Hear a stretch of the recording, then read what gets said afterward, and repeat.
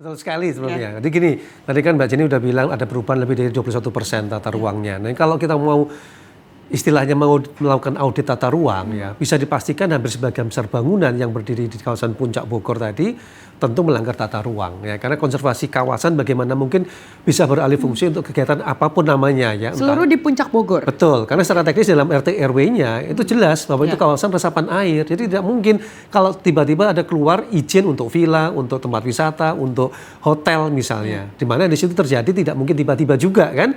Proses perizinan, pembangunan itu kan butuh waktu semuanya. Di situ terlibat pemerintah daerah sebagai pemberi izin dan juga jangan lupa DPRD sebagai pengawas kebijakan dari pemerintah daerah setempat. Itu PR pertama. Jadi kalau nanti memang selesai setelah musim hujannya selesai, apakah pemerintah daerahnya sendiri mau melakukan audit tata ruangnya tadi? Artinya kalau udah izin, bagaimana izin mau dibatalkan atau dievaluasi? Bagaimana kepastian bangunannya tadi? Ini PR utama. Karena kalau tidak, kita akan melihat hal yang sama 1, 2 bahkan 5 tahun ke depan tidak banyak perubahan. Ya, satu itu PR-nya.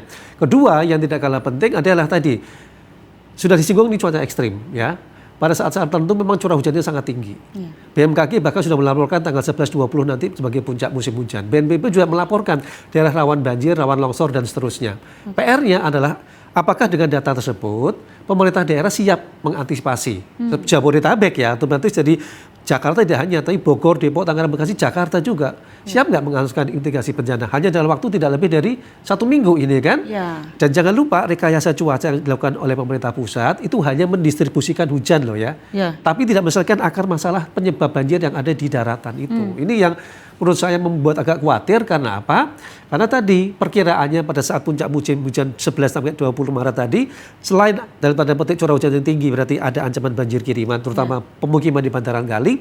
Yang kedua tadi Mbak Jenny sudah mengantisipasi banjir lokal di kawasan kota-kota tertentu, Bekasi, Jakarta, Tangerang gitu ya, yang mendapatkan hujan lebat otomatis banjir lokal. Dan saat yang ketiga, kalau terjadi air pasang saat dengan bulan purnama, maka banjir rob. Yang kita khawatirkan pada satu hari titik tertentu terjadi 3 hal tadi bersamaan. Nah,